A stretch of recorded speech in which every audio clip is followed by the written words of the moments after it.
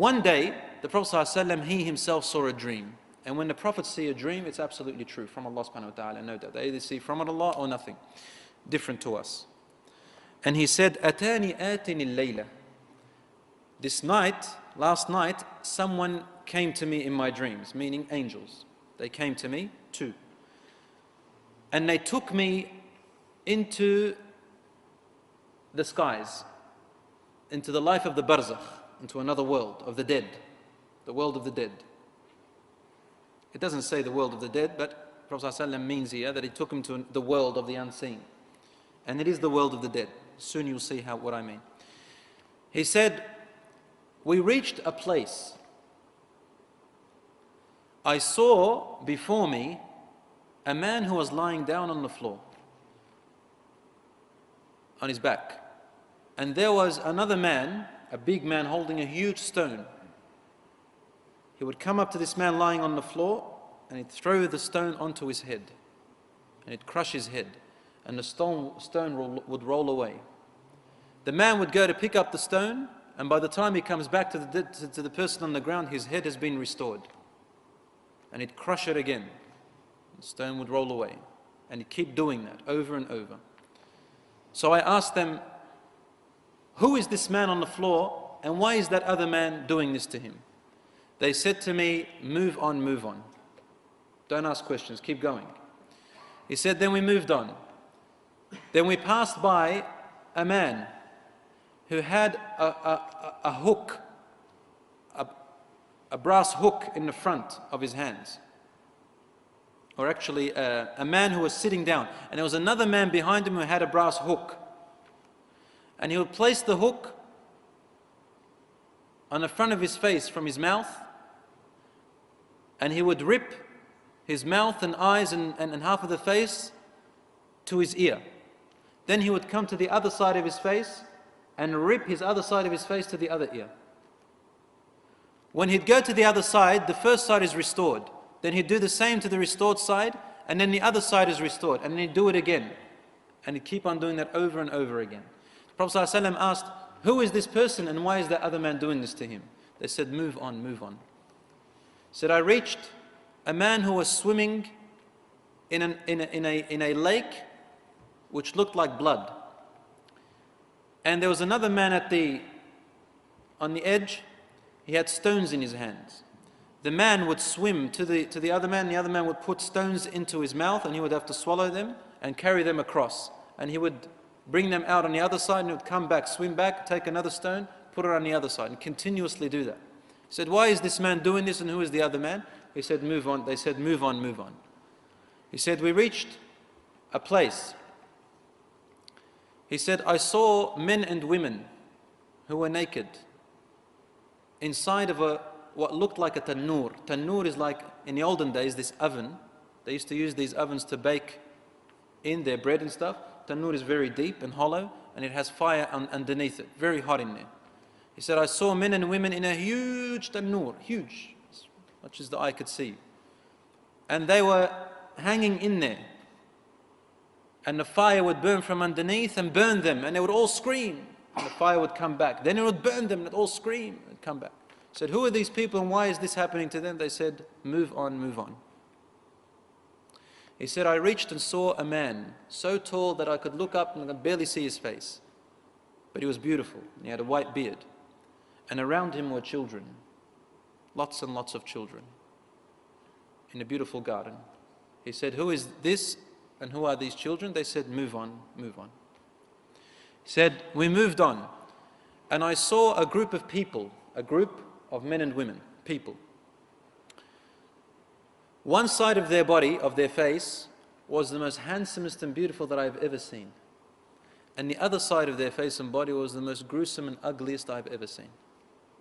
Then they'd walk to a river and they'd bathe in it, and then the side that was ugly was restored to be as beautiful as the other side. And so they were completely beautiful as I've ever seen. I asked, who are these people and why is this happening to them? The angel said, move on, move on. He said, I came to a man, this big man, and his face was the most hideous and ugliest I have ever laid eyes on. and he didn't smile. I asked, who is this person? And they said, move on, move on. Finally, as the dream was almost over, I turned to my companions and I said, this night I have seen many strange things.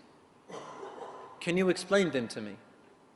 And they told him, the first person that was having a man crushing his head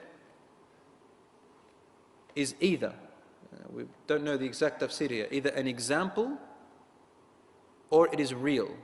But nevertheless, this is what will happen or what it is happening to the person who dies before the Day of Judgment. He said, that was a man who used to deliberately sleep past his duties, his prayers. يَتَثَاقَ رَأْسُهُ عَنَ الصَّلَاةِ. His head is too heavy to get up for his prayers. And so he is being punished like this until the Day of Judgment. The second person, who were having hooks ripping their sides of their faces to their ears, said these are the people who used to spread lies about other people. Walk out of their home and spread lies about this person, that person, rumors, lies. And they'd carry on information without making sure if it's true, and they carry it about the other people, ruining their lives and their reputations. Namima. It's called namima. Yamshi bin namima. Walking in rumors and gossiping about other people.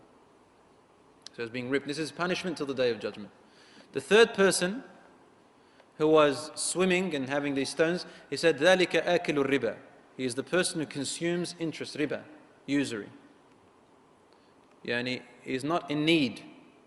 It's not a necessity for them to consume riba or to take it or to give it, and they did it. So they are being punished this way until the Day of Judgment. What's going to happen is going to be worse. He said,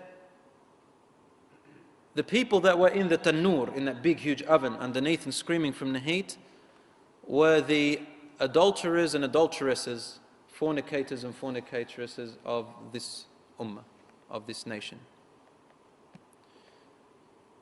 As for the people who had one side beautiful and the other side ugly, and they would wash from the river and they would be restored, he said these are the people whose good deeds are equal with their bad deeds.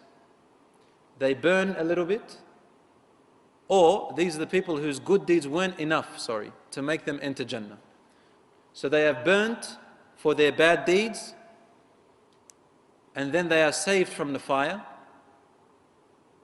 or they will be saved from the fire, and they will cleanse themselves from this river in Jannah, and they'll be restored. As for the tall man that you saw with children around him, that is Prophet Ibrahim alayhi salam.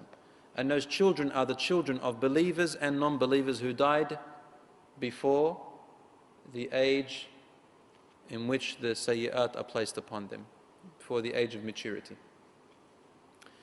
As for the man who you saw was hideous and didn't smile, then this is Malik, the angel guardian of the fire, of hellfire. مَبْتَسَمَ مُنْذَ خُلِقَتِ النَّارِ. He has never smiled since the day the hellfire was created by Allah subhanahu wa ta'ala. And he is the guardian who makes sure the people of hellfire are being tortured for their choice of going against Allah and refusing His message. But these are examples of the things that are happening or will happen in the life of the Barzakh. We ask Allah subhanahu wa ta'ala to save us from those punishments. Ameen ya Rabbal Alameen.